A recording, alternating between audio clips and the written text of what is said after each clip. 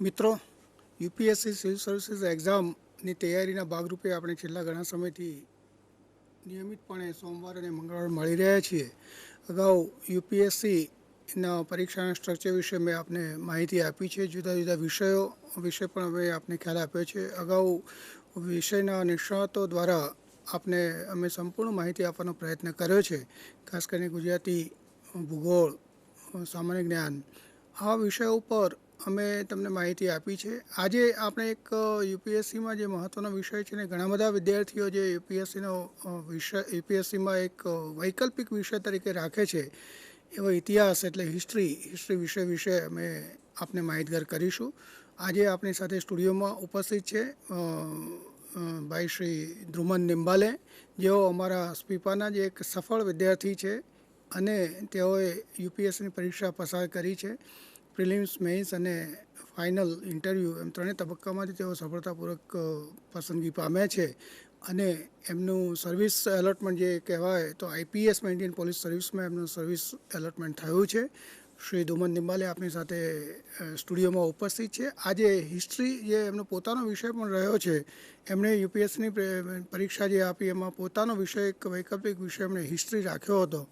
તો હિસ્ટ્રી વિષય કેવો છે, કઈ રીતે તૈયારી કરી શકાય, કઈ રીતે વધુ માર્ક્સ મેળવી શકાય એ વિશે ધ્રુમન આપણને સમજાવશે. ધ્રુમન વિશે સામાન્ય પરિચય આપું તો એક તો ગુજરાતના દાહોદ જેવા દુર્ગમ વિસ્તારમાંથી એ આવે છે. એણે પોતે અગાઉ નગરપાલિકામાં ચીફ ઓફિસર તરીકે એનું સિલેક્શન થયેલું અને ચીફ ઓફિસર તરીકે સેવાઓ આપેલી છે. ત્યારબાદ યુપીએસસીમાં પસંદગી પામ્યા છે. હજી ફરીથી યુપીએસસીની પરીક્ષામાં તે હાલ ઉપસ્થિત થઈ રહ્યા છે. આઈએએસમાં જવાની ઈચ્છા છે, હજુ આઈપીએસ એને મળ્યું એનાથી પણ અપગ્રેડ કરવાની ઈચ્છા છે. તો ધ્રુમનને હું વિનંતી કરું કે હિસ્ટ્રી વિષય ઉપર થોડુંક આપણે માહિતગાર કરીએ. એ પહેલાં 2 મિનિટ હું આપને હિસ્ટ્રીનું જે શું વિષયમાં કયા મહત્ત્વના ટૉપિક્સ છે. મિત્રો, પ્રિલિમ્સ અને મેઇન્સ આ 2 પરીક્ષાઓ મહત્ત્વની છે, 2 તબક્કા મહત્ત્વના છે યુપીએસસી માટે. એમાં પ્રિલિમ્સમાં હિસ્ટ્રી જે આપણે સામાન્ય રીતે સ્કૂલમાં ભણી ચૂક્યા છીએ અથવા તો 12th સુધી આપણે ભણી ચૂક્યા છીએ એ જ હિસ્ટ્રી એમાં આવે છે. કંઈ વિશેષ મહત્ત્વનું એટલું બધું કંઈ એમ કે અઘરું કહેવાય એવું આવતું નથી. ઇન્ડિયન હિસ્ટ્રી ઉપર ભાર મૂકવામાં આવે છે અને ઇન્ડિયન હિસ્ટ્રીના જે 3 તબક્કા છે મહત્ત્વના, પ્રાચીન, મધ્યયુગીન અને અર્વાચીન, આ ત્રણેય તબક્કાઓ વિશે ફેક્ચ્યુઅલ ઇન્ફોર્મેશનના રૂપમાં કેટલાક પ્રશ્નો પૂછવામાં આવે છે. જો આપણે સારી તૈયારી કરીએ તો પ્રિલિમમાં મને લાગે છે કે બહુ સરળતાથી આપણા વિષયમાં પાસ થઈ શકીએ અને આપણું મેઇન્સ માટેનું આપણે ક્વોલિફાય કરી શકીએ. મિત્રો, અત્યારે હાલ જે યુપીએસસીનું સ્ટ્રક્ચર છે એને ધ્યાનમાં લઈને આપણે વાત કરીએ છીએ કે પ્રિલિમની પરીક્ષામાં જીએસ અને એક ઓપ્શનલ વિષય અત્યારે હાલ જે અવેલેબલ છે સ્ટ્રક્ચરમાં મળે છે એ પ્રમાણે આપણે વાત કરીએ છીએ. કદાચ આવતીકાલે એમાં ફેરફાર થાય અને કોઈ ઓપ્શનલ સબ્જેક્ટની જગ્યાએ એપ્ટિટ્યૂડ ટેસ્ટ કે એવો કંઈક નવો વિષય ઉમેરાય તો એ પછીની વાત છે. પણ અત્યારે હાલ આપણે જે યુપીએસસીના પ્રવર્તમાન જે નિયમો છે એને વળગી રહીને આપણે વાત કરીએ છીએ. એટલે પ્રિલિમ્સમાં હિસ્ટ્રી જો રાખવો હોય તો કઈ રીતે એમાં તૈયારી કરી શકાય. ભાઈ શ્રી ધ્રુમનને હું વિનંતી કરું કે આપણને માર્ગદર્શન આપે. Good morning. સિવિલ સર્વિસીસમાં 3 મહત્ત્વના વિષયો છે: હિસ્ટ્રી એટલે ઇતિહાસ, ભૂગોળ અને જાહેર વહીવટ. સિવિલ સર્વિસીસમાં બેસવાવાળા સૌથી વધારે વિદ્યાર્થીઓ આ 3 વિષય સાથે જોડાયેલા હોય છે, એક અથવા બીજી રીતે. 2009માં પ્રિલિમ આપી હતી ત્યારે 66,000 વિદ્યાર્થીઓએ હિસ્ટ્રીને વિષય તરીકે પ્રિલિમમાં રાખ્યો હતો. એટલે તમને ખ્યાલ આવી શકે કે 3 લાખ છોકરાઓ જો સિવિલ સર્વિસીસમાં બેસતા હોય તો 3 લાખમાંથી 66,000 છોકરાઓનો એક ઓપ્શનલ વિષય એટલે વૈકલ્પિક વિષય હિસ્ટ્રી હતો. એટલે હિસ્ટ્રી બહુ મહત્ત્વનો વિષય છે. અને શા માટે આપણે હિસ્ટ્રી લેવો જોઈએ યુપીએસસીમાં, તો સૌથી મહત્ત્વનું એક એ છે કે સૌથી વધારે વિદ્યાર્થીઓ બેસે છે એટલે ક્વોલિફાઈંગ માર્ક્સ જે પ્રિલિમમાં હોય છે તેનું લેવલ થોડું નીચું આવે છે, એટલે વધારે છોકરાઓ એનામાં પાસ થતા હોય છે. બીજો મહત્ત્વનો પોઈન્ટ એ છે કે કોઈ પણ વિદ્યાર્થી આ વિષય લઈ શકે છે. દાખલા તરીકે ટેકનિકલ ફિલ્ડમાંથી કોઈ વિદ્યાર્થી આવતો હોય, એન્જિનિયર હોય તો એન્જિનિયર પણ આ વિષય લઈ શકે છે. સામાન્ય બીએ, એમએ કર્યું હોય, બીકોમ કર્યું હોય એ વિદ્યાર્થી પણ આ વિષય લઈ શકે છે. અને કોઈ ટેકનિકાલિટી આ સબ્જેક્ટની નથી. એટલે એ દ્રષ્ટિએ ગણીએ તો બહુ સીધો અને સરળ વિષય છે. તેથી સૌથી વધારે છોકરાઓ આ વિષય ઓપ્ટ કરતા હોય છે. પછી ત્રીજો મહત્વનો એનો પોઈન્ટ એ છે કે જીએસના પેપરમાં આનો ઘણો બધો લાભ થાય છે.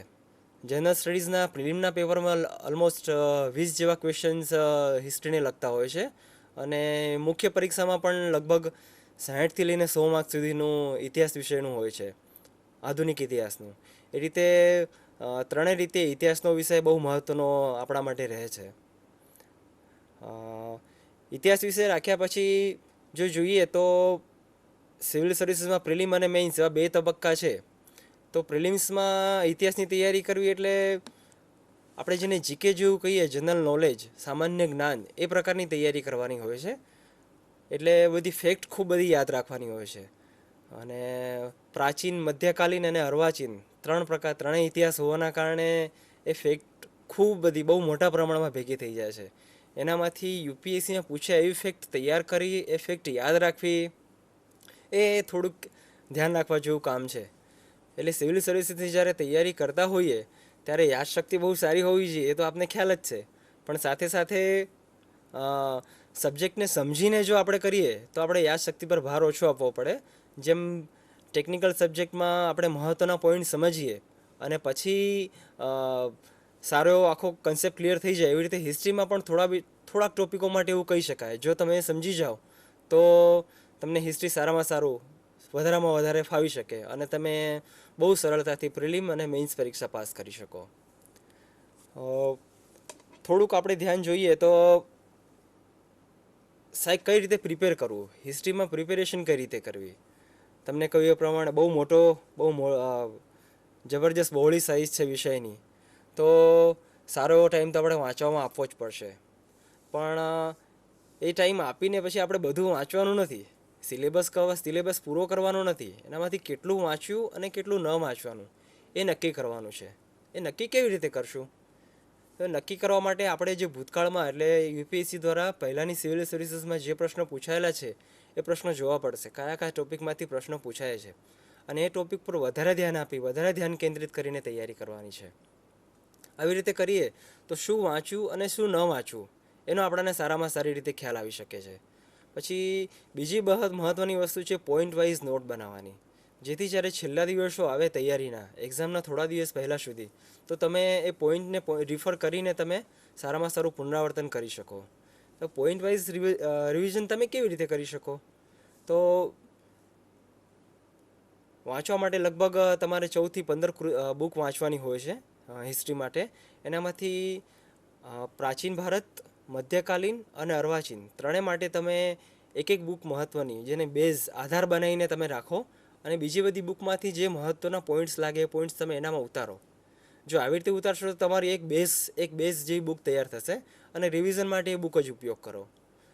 ઘણા વિદ્યાર્થીઓ કાગળ પર નોટ્સ પણ બનાવતા હોય છે, એ રસ્તો પણ સારો છે. પણ બધું આખું લખીને તૈયાર કરવું, એને વધારાની નોટ્સ તૈયાર કરવી, ઘણી વખત છેલ્લા દિવસોમાં એવી નોટ્સ રિફર નથી થતી હોતી. એટલે શક્ય હોય તો એક બુકને બેઝ બનાવીને એનામાં જ આપણે પોઈન્ટ્સ ઉતારીએ તો આપણાને છેલ્લા દિવસોમાં રિવિઝન કરવા માટે બહુ સરળતા રહે. પછી ત્રીજો મહત્ત્વનો છે મેપિંગ. ઇતિહાસ જેવો વિષય છે. ભૂતકાળમાં ઘણી બધી જગ્યાએ રાજાઓ રાજ કરી ગયા, ઘણી રાજધાનીઓ, ઘણા વંશજો આવી ગયા. તો કયો વંશ કઈ જગ્યાએ રાજ કરી ગયો એ ખાલી આપણે ફેક્ટ તરીકે યાદ રાખીશું તો યાદ તો રહેશે, પણ ઘણી વખત એનું વિઝ્યુઅલાઇઝેશન નહીં થાય. અને હિસ્ટ્રી એવો વિષય છે જેનામાં વિઝ્યુઅલાઇઝેશન ઘણું મહત્ત્વનું છે. તમે આંખ બંધ કરો એટલે તમારી સામે આખું ચિત્ર ઊભું થવું જોઈએ, એવો મહત્ત્વનો વિષય છે. તો વિઝ્યુઅલાઇઝેશન કરવા માટે તમારે મેપિંગ પર બહુ ધ્યાન આપવું પડે. મેપિંગ એટલે દાખલા તરીકે ગુજરાતમાં છે તો ગુજરાતમાં સોલંકીઓ રાજ કરી ગયા, તો સોલંકીઓ 8મી થી 7મી થી 10મી સદી સુધી, 12મી સદી સુધી રાજ કરી ગયા ગુજરાતમાં. તેમની રાજધાની કઈ હતી? રાજધાની પાટણ હતી. તો તમને ખ્યાલ આવવો જોઈએ કે ગુજરાતમાં પાટણ કઈ જગ્યાએ છે. પછી સોમનાથ છે તો સોમનાથ કઈ જગ્યાએ છે. એવા જે ઐતિહાસિક મહત્ત્વ ધરાવતા સ્થળો છે એ બધા સ્થળો કઈ જગ્યાએ એ તમને ખ્યાલ હોવો જોઈએ. અને ઘણી વખત પ્રિલિમમાં એવા ક્વેશ્ચન પૂછાતા હોય છે, ભારતનો નકશો દોરીને આપવામાં આવે અને 3 કે 4 સ્થળો બતાવી દેવામાં આવે કે આ સ્થળ કયું સ્થળ છે, આપણે આઈડેન્ટિફાય કરવાનું છે. અથવા એવી રીતે પ્રશ્ન પૂછવામાં આવે છે કે જે તે સ્થળ છે એ કયા રાજાની રાજધાની હતું, કે કયા વંશની રાજધાની હતું. તો આવા ટાઈમે મેપિંગ બહુ મહત્ત્વનું ઉપયોગી થઈ રહે છે આપણાને. અને મેઇન્સ પરીક્ષામાં પણ એનો 60 માર્કનો એક ક્વેશ્ચન હોય છે. એનામાં 15 સ્થળો બતાવવાના હોય છે. એટલે એ રીતે મેપિંગ પ્રિલિમ મેઇન્સ બંનેમાં ઉપયોગી નીવડે છે. અને જ્યારે આપણે ગવર્મેન્ટ ઓફિસર તરીકે જાહેર વહીવટમાં જઈ રહ્યા હોઈએ ત્યારે સિવિલ સર્વિસીસમાં તો આખા ભારતમાં તમારું પોસ્ટિંગ કોઈ પણ જગ્યાએ થઈ શકે છે. તો જો આવું હોય તો તમને જે તે સ્થળની જે તે રાજ્યની ભૂગોળની સાથે સાથે જો ઇતિહાસ ધ્યાનમાં હોય, ઇતિહાસની સાથે તમને ત્યાંની સંસ્કૃતિ ધ્યાનમાં હોય તો તમે ત્યાંનો વહીવટ વધારે સારી રીતે કરી શકો. એવો એક હિસ્ટ્રીનો બેનિફિટ એ પણ છે. એટલે એ સમજવા માટે પણ તમને મેપિંગ ખૂબ ઉપયોગી નીવડી શકે છે.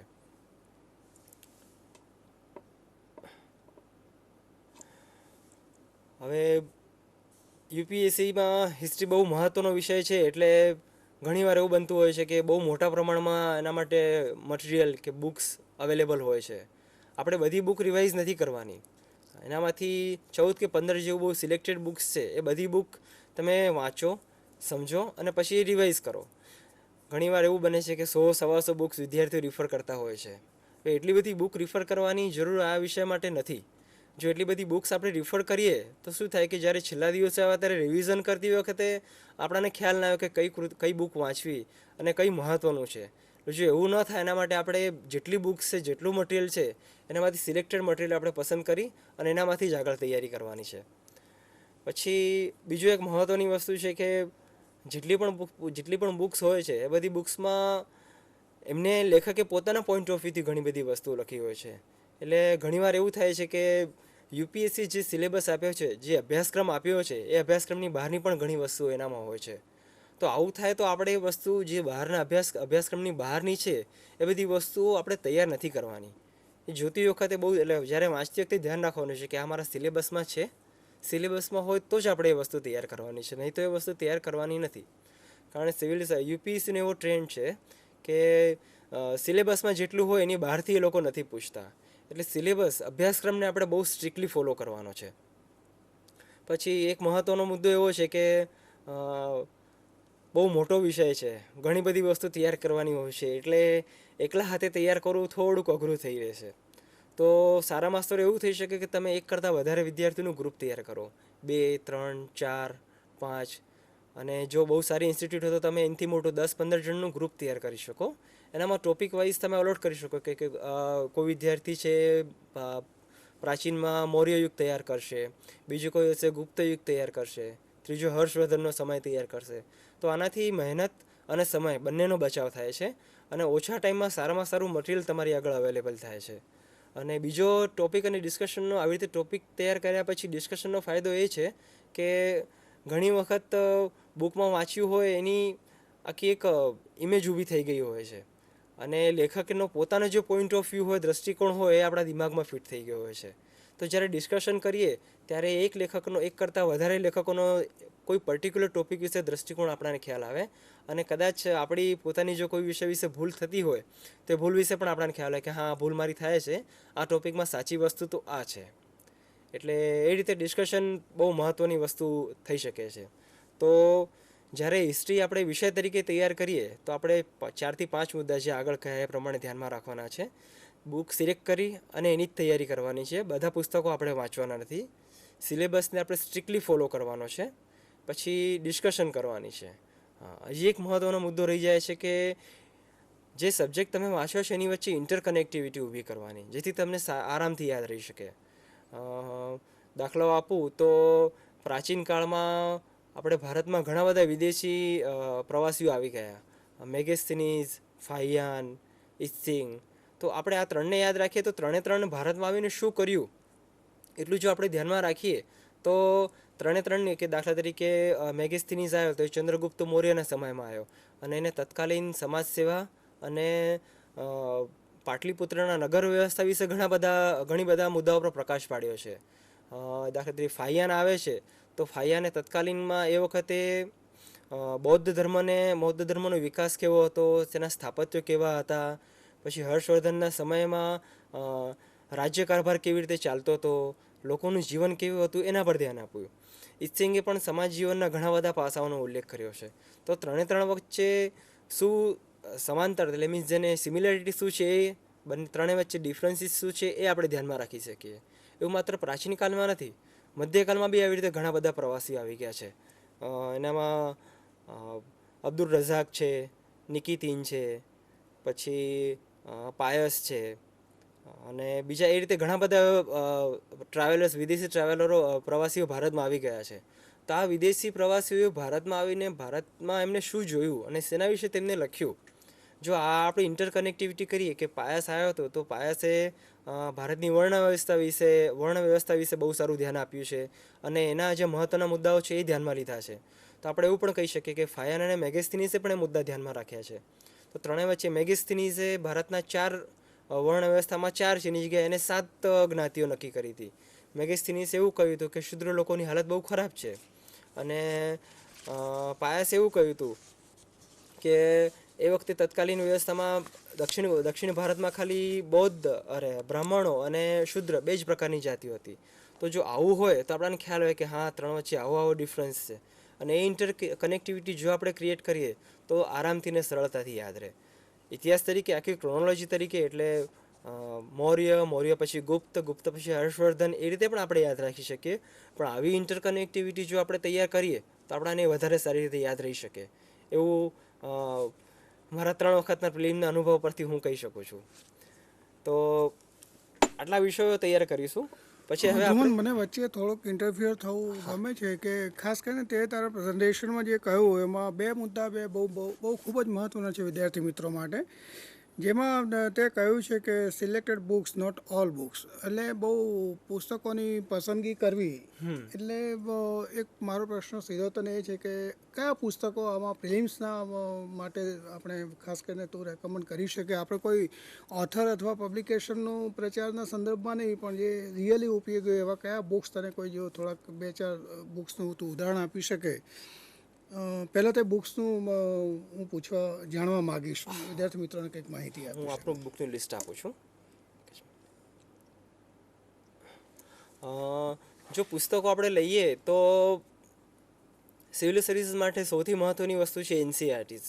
જેમ આપણે ગુજરાત રાજ્ય પાઠ્યપુસ્તક મંડળના જીસીઈઆરટીઝના પુસ્તકો હોય છે, એવી રીતે કેન્દ્રીય વિદ્યાલયો હોય એના માટે એ લોકો એનસીઈઆરટીઝના પુસ્તકો ઉપયોગ કરે છે.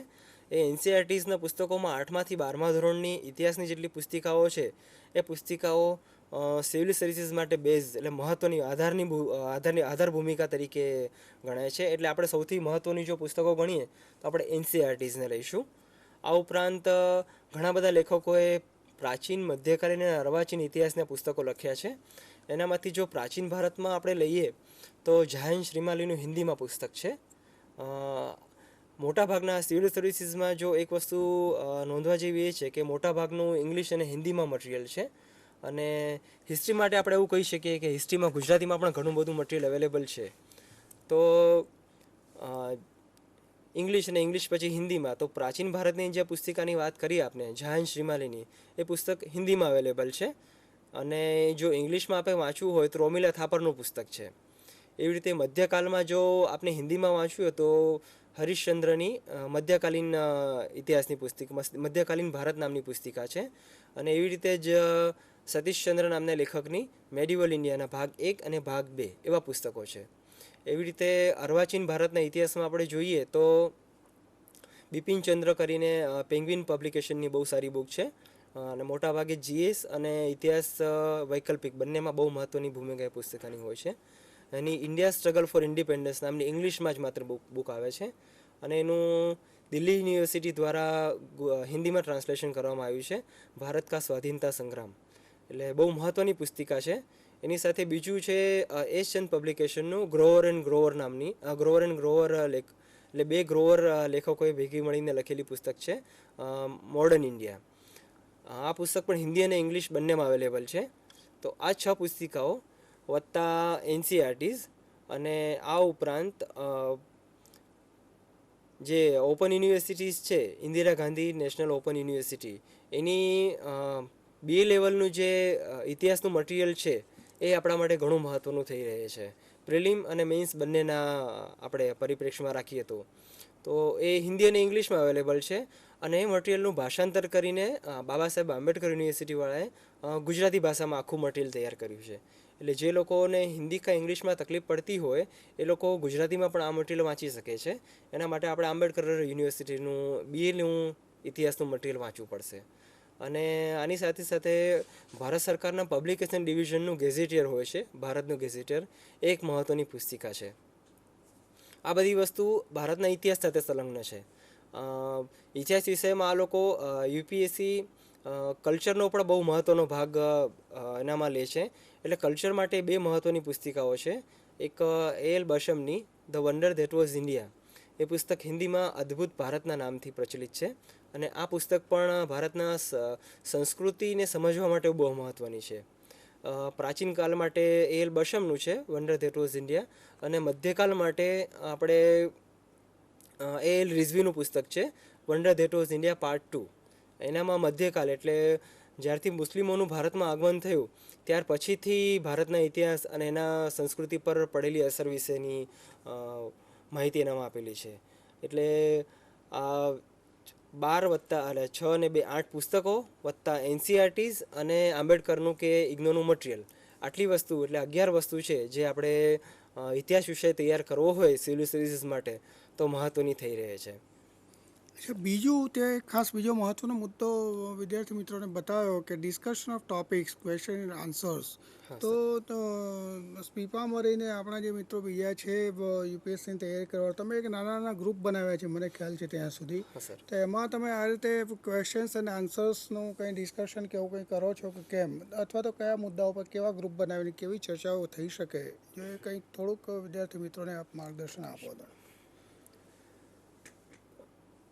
સ્પીપામાં દર વર્ષે જે 72 વિદ્યાર્થીઓ થાય છે એનામાંથી 3-3, 4-4ના ગ્રુપમાં, એટલે આમ તો વિષયવાર બધા વિદ્યાર્થીઓ અલગ થઈ જતા હોય છે અને ગ્રુપમાં તૈયારી કરતા જ હોય છે, પણ એનામાં પણ સિલેક્ટ હિસ્ટ્રીના વિષયમાં 3-3, 4-4 જણના ગ્રુપ તૈયાર થતા હોય છે. દાખલા તરીકે મારી સાથે કિશોર રાઠવા, હર્ષનિધિ અને મયુર પટેલ, અમે 4 વિદ્યાર્થીઓ ભેગા થઈને તૈયારી કરતા હતા. તો અમે 4-4નું કંઈ કે દરેક વિદ્યાર્થીનું એક સ્પેસિફિક ઇતિહાસના કોઈ ભાગ પ્રત્યે ખાસ આકર્ષણ હોવાનું. દાખલા તરીકે મને પ્રાચીન ભારતમાં વધારે રસ પડે છે, કિશોર છે તો કિશોરને મધ્યકાલીન ભારતમાં વધારે રસ પડે છે, મયુર છે તો મયુરને આધુનિક ભારતમાં, હર્ષનિધિને આધુનિક ભારતમાં વધારે રસ પડે છે. તો અમે આવા 3-4 જણાએ અમારા વિષયો વહેંચી લીધા હતા કે હું પ્રાચીન ભારતમાં હું તૈયાર કરીશ, મધ્યકાલમાં કિશોર તૈયાર કરશે અને આધુનિકમાં હર્ષનિધિ અને મયુર તૈયાર કરશે. પણ આવી રીતે તૈયાર કર્યા પછી એવું નથી કે આપણે એ વિષયને તૈયાર નથી કરવાનું, આપણે વાંચવાનું તો છે જ, પણ એ જે વાંચીએ છીએ એનામાંથી કઈ કઈ વસ્તુઓ મહત્ત્વની છે એ જે વિદ્યાર્થી એ ભાગ તૈયાર કરશે એ આપણને કહેશે. દાખલા તરીકે હું પ્રાચીન ભારત વાંચું છું તો જૈન અને બૌદ્ધ ધર્મનો ઉદ્ભવમાં મને કોઈ બહુ મહત્ત્વની વસ્તુ લાગે તો એ વસ્તુ મારા મિત્રો સાથે શેર કરીશ કે જૈન અને બૌદ્ધ ધર્મમાં જે રેગ્યુલર વસ્તુઓ છે નિયમિત છે એ તો ખરું જ, પણ એની સાથે સાથે બૌદ્ધ ધર્મની અને જૈન ધર્મની જે સંસ્કૃતિ પર પ્રભાવ પડ્યો એ પણ મહત્ત્વનું છે. તો એ ઇમ્પેક્ટ હું એ લોકોને કહીશ કે હા આ ટોપિકમાં જો આની આવી ઇમ્પેક્ટ હિન્દુ ધર્મ પર થઈ છે કાં તો બીજા ધર્મ પર થઈ છે. એવી રીતે મધ્યકાલમાં એક્ઝામ્પલ કિશોર તૈયાર કરતો હોય તો એ મુસ્લિમો આવ્યા પછી ભારતની સંસ્કૃતિ પર મુસ્લિમોની શું અસર પડી એ ટોપિક જનરલ વાંચવામાં આવતો એના કરતાં અલગ રીતે તૈયાર કરીને બતાવે. અને એવી રીતે કદાચ મયુર અને હર્ષનિધિ આધુનિક ભારતમાં અંગ્રેજો આવ્યા પછી ભારતની સંસ્કૃતિ પર જે અસર પડી એ તૈયાર કરી શકે. એટલે ગ્રુપ ડિસ્કશનથી ઘણો ફરક પડે. જે કદાચ આપણે જે ટોપિક્સમાં તૈયારી કરી હોય તો એ વધુ સારી રીતે શેર કરી શકાય અને આપણો સમય બહુ સારી રીતે બચી શકે છે. સૌથી મોટો ફાયદો એ થાય છે જો આપણે રેગ્યુલર જો સિલેબસના દ્રષ્ટિએ જોવા જઈએ તો આમ તો આ 13 કે 14 બુક થાય છે, પણ એ બધી તૈયાર કરતાં ઓછામાં ઓછા 6 થી 8 મહિના થઈ જાય. જો ગ્રુપ ડિસ્કશન જેવું હોય અને આપણે ટોપિક વહેંચી લીધા હોય તો એ બર્ડન થોડું ઓછું થાય અને તૈયારીમાં થોડીક રાહત રહે છે, જેથી બહુ સિલેક્ટેડ પોઈન્ટ પર આપણે નજર કરવાની હોય ને એક્ઝામમાં રિવિઝનમાં બહુ ફાયદો થાય છે. ગ્રુપ ડિસ્કશનમાં એવું થાય કે જે તમે નથી જાણતા સામાન્ય મિત્ર પાસેથી જાણવા મળે, તમે જે જાણો છો સામાન્ય મિત્ર નથી જાણતો એને તમે શેર કરી શકીએ અને બહુ મોટો ફાયદો, ઓછા સમયમાં વધારે સારી રીતે તૈયારી થઈ શકે. બરાબર છે. અને સિવિલ સર્વિસીસ એક સારી વસ્તુ એ શીખવે છે કે જો તમે શેરિંગ કરો તો આનામાં એવું નથી થતું કે શેર ન કરો તો તમે તમારી પાસે કંઈક એક્સ્ટ્રા ઓર્ડિનરી વસ્તુ રાખી મૂકો છો. જે વસ્તુ તમે શેર કરશો એ તમને વધારે સારી રીતે યાદ રહેશે. એટલે કોઈ વસ્તુ તમે સામેવાળાને સમજાવો છો તો એ તમારા દિમાગમાં વધારે સારી રીતે તૈયાર રહેશે. એટલે જ્યારે તમે સામેવાળાને આ વસ્તુ શેર કરો છો એનો મતલબ એમ કે તમારા દિમાગમાં એ વસ્તુ વધારે સારી રીતે ફિટ થાય છે. તો માત્ર પરોપકારની દ્રષ્ટિએ કે ખાલી શેરિંગની દ્રષ્ટિએ નહીં પણ સ્વાર્થની દ્રષ્ટિએ પણ જોઈએ તો આપણા માટે આ વસ્તુ બહુ લાભદાયી છે. એટલે ગ્રુપ ડિસ્કશનનો આ ફાયદો ઘણો સારો છે સર. થોડાક પ્રશ્નો આપણે હિસ્ટ્રીમાં જોઈશું. પ્રિલિમ છે તો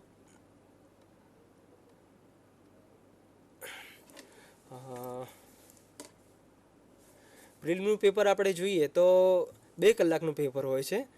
યુપીએસસીમાં હાલમાં એટલે મીન્સ આ વર્ષ સુધી 2 પેપર રહે છે. એક જનરલ સ્ટડીઝનું અને બીજું જે તમે વૈકલ્પિક વિષય પસંદ કરો તેનું. તો આપણે વૈકલ્પિક વિષયમાં હિસ્ટ્રીને જો લઈએ તો 2 કલાકના આ પેપરમાં થોડુંક હિસ્ટ્રી વિશે પહેલાં ઓબ્જેક્ટિવ વિષય માટે કહી દઉં. વૈકલ્પિક વિષય માટે તો નેગેટિવ માર્કિંગ હોય છે 1/3, એટલે 3 ખોટા પડે તો તમારો 1 માર્ક કપાય, એટલે તો નેગેટિવ માર્કિંગ હોય છે. અને 120 પ્રશ્નો હોય છે. 120 પ્રશ્નો, દરેક પ્રશ્ન 2.5 માર્કનો, એટલે ટોટલ 300 માર્કનું પેપર હોય છે. એની સામે જનરલ સ્ટડીઝમાં 150 ક્વેશ્ચન અને 150 માર્કનું હોય છે. એટલે સબ્જેક્ટનું ઇમ્પોર્ટન્સ, વૈકલ્પિક વિષયનું મહત્ત્વ કેટલું છે એનો તમને ખ્યાલ આવશે. આ 300 માર્કનું છે અને જનરલ સ્ટડીઝ 150 માર્કનું છે. તો દરેક ક્વેશ્ચન 2.5 માર્કનો છે, એટલે ખૂબ ધ્યાન રાખીને આપણે એના પ્રશ્નોના ઉત્તર આપવાના છે. વત્તા આનો 3 ભાગ છે, પ્રાચીન, મધ્યકાલીન અને આધુનિક. તો યુપીએસસીની પેટર્ન એવી છે કે ત્રણેયનો લગભગ રેશિયો સરખો રાખે છે, 40-40-40. 120 ક્વેશ્ચન હોય છે, ભાગ્યા 3 કરીએ તો ત્રણેયના 40-40-40 ક્વેશ્ચન યુપીએસસી દ્વારા પ્રાચીન, મધ્યકાલીન અને આધુનિક ભારતના પૂછવામાં આવે છે. એટલે એવું ના કરી શકો કે તમે પ્રાચીન અને મધ્યકાલીન બહુ સારી રીતે તૈયાર કરો અને આધુનિક ના તૈયાર કરો. તમારે 3 પોર્શન બહુ સારી રીતે તૈયાર કરવા પડશે. થોડુંક આપણે ક્વેશ્ચનનું સ્ટ્રક્ચર જોઈ લઈએ આનામાં. પ્રિલિમ્સના ક્વેશ્ચન પેપરમાં જો ધ્યાનમાં રાખીએ તો જનરલી એવું માનવામાં આવે છે કે 3 પ્રકારના પ્રશ્નો યુપીએસસી પૂછે છે.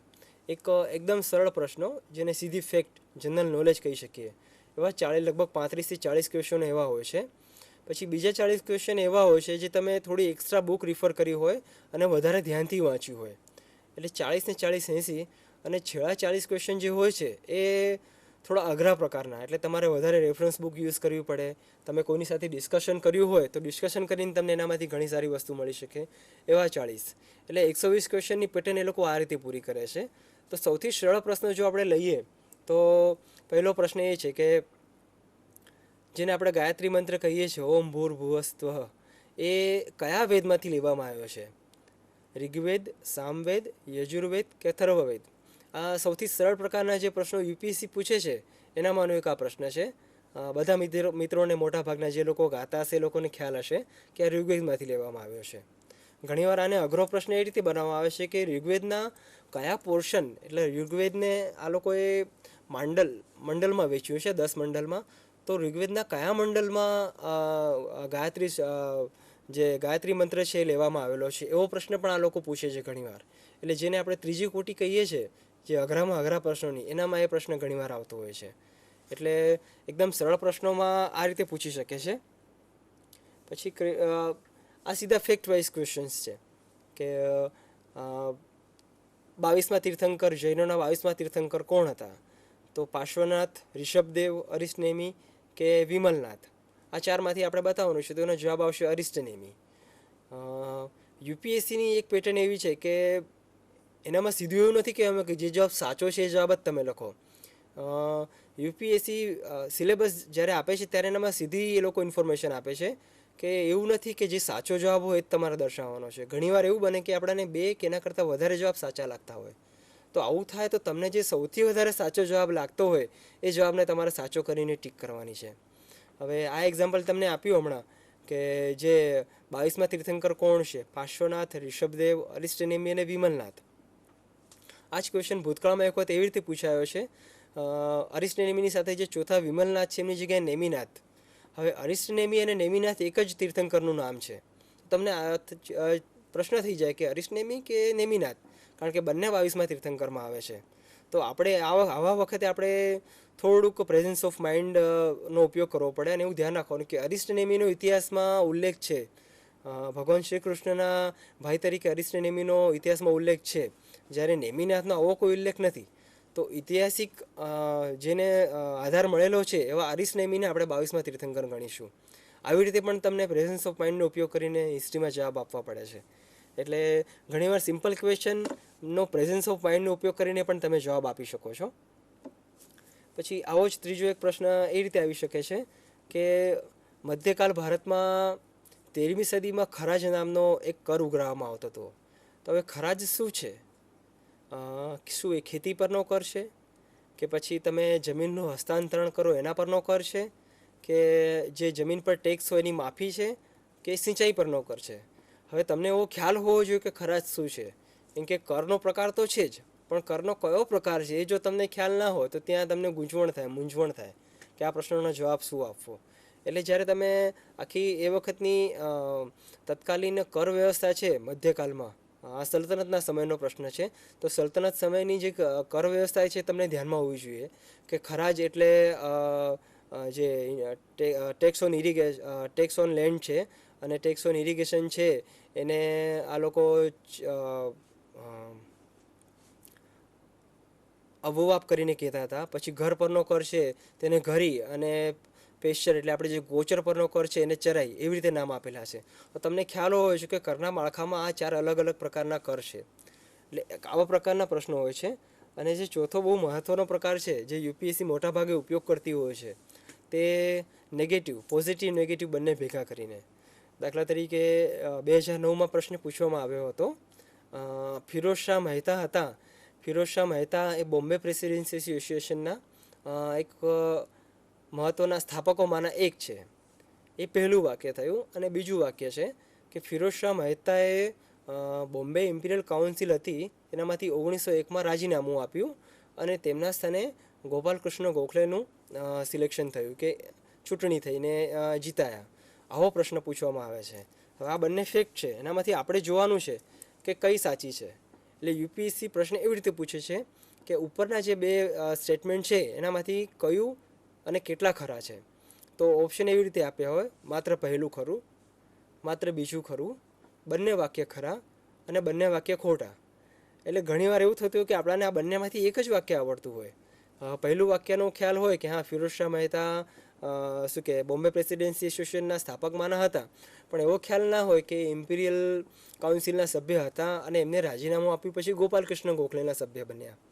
તો આવા ટાઈમે તમારું હિસ્ટ્રીનું વાઇડ રીડિંગ બહુ મહત્ત્વનું થઈ રહે છે.